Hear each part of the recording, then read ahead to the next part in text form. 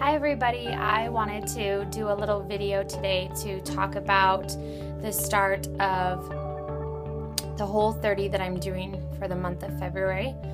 And I wanted to do a little intro video. I'm not going to do videos every day, but I wanted to check in. I'm on day 3 of Whole30. And I thought I would just check in at various points at maybe 1 week and then maybe 2 weeks or halfway, and then again at the end and share some thoughts. So I'm on day 3, so I thought I would take a few minutes and just discuss some initial, why do I want to do this, and my initial thoughts after being today's day 3, so I'm not quite finished with day 3, but I've done 2 days so far. So I have attempted to do Whole30 once before and failed, and only because I didn't plan well. I didn't plan my meals well, and I didn't prepare and have enough of the right foods in my home, and my family wasn't doing it with me, and my kids were not eating the same. So when I failed to plan, it was really easy to grab just the junk and everything that you're not supposed to have on Whole30 because I did not plan very well. And when I say plan, I mean making a meal plan and a grocery list and having enough food in your house to carry you through, the duration. I usually grocery shop and meal plan 2 weeks at a time. So I plan my meals 2 weeks in advance, go grocery shopping and buy all of the food for 2 weeks. And then once those 2 weeks are up, plan the next 2 weeks and so on. Doing Whole30 has changed that because on Whole30 you're eating a lot more fresh fruits and vegetables. I feel like I had to change my meal planning a little bit to accommodate what I'm eating. So I've just meal planned for a week at a time and then done my grocery shopping. So that's my plan for the Whole30 for this next month. Anyways, I got this book called It Starts With Food. And this is by Dallas and Melissa Hartwig. They are the founders of the Whole30 way of life and eating. Whole30 is not a diet. It's just a different way to eat that I really wanted to read the book because I didn't just want to change the way that I was eating without having some knowledge or understanding of why not these foods and these foods, instead. There's some obvious things in the Whole30 way of life, as far as like the sugar, that's a no-brainer. As far as when you're trying to have a healthy lifestyle, sugar does not fit into that plan. But there's other things on Whole30 that you can't have, like dairy and grains. And I wanted to know the reasoning and the science behind the why those aren't on the Whole30 plan. So reading this book, picking this up on Amazon and reading through it has really just helped me understand, and it makes so much sense just reading through this.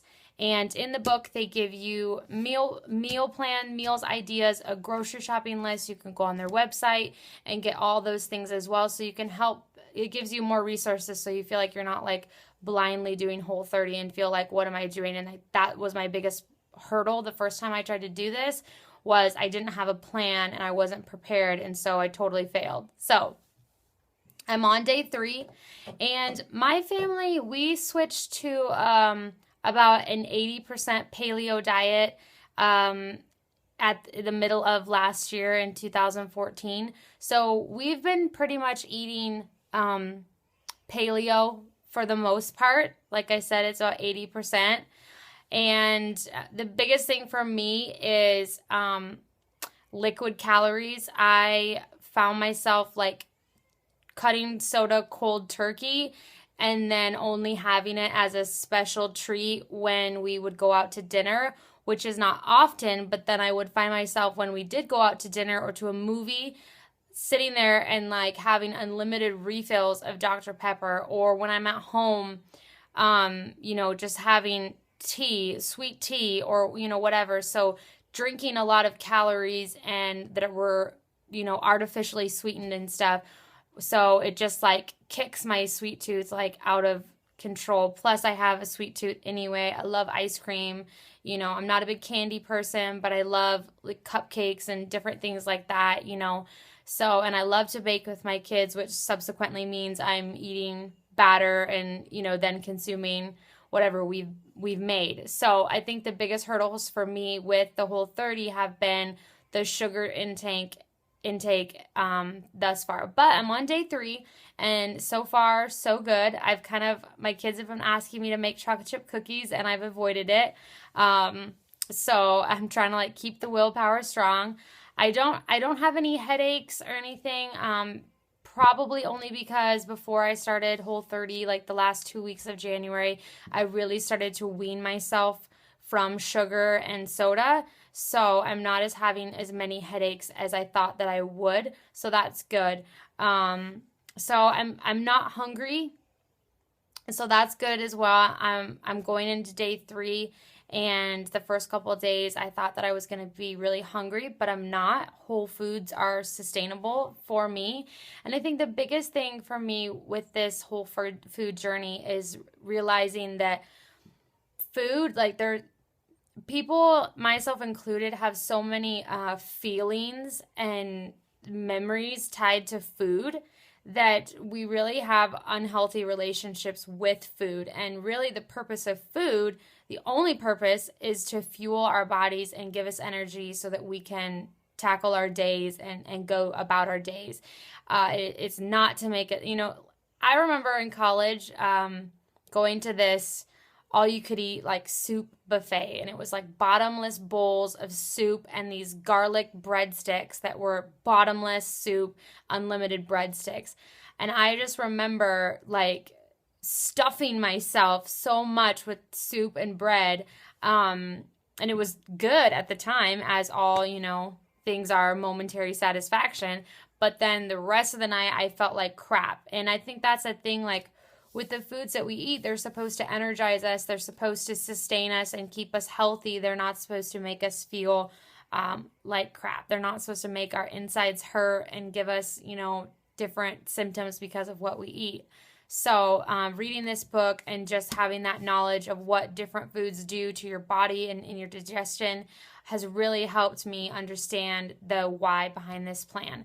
So I'm excited, and I'm hoping that by day 15 and by day 30 that I'm still excited, and I'm sure it'll be a little challenging. I kept thinking in my mind, I'll start Whole30 when there's not a holiday. You know, I'm not going to start Whole30 the month of December, because then that's Christmas and I want to be able to eat whatever I want to eat, you know. And so I've been telling myself for months and months, like, you know, that, oh, this is not a good month and that's not a good month. And that's just really lies and ridiculous, because it's just teaching me to, regardless of the fact that there's Valentine's Day or whatever, to just have some self-control and some willpower and know that, you know, this is not a hard thing. I know everyone thinks like, oh, I could never eat whole foods and go without fast food or alcohol or whatever for 30 days. You know, I could never do that. That's so hard. And there are harder things than giving up sugar for 30 days. There are harder things that you can go through in life than not having alcohol or bread or pasta for 30 days. So I'm excited about just the next 30 days, and we'll see, and I'll check back in with you guys later. Bye.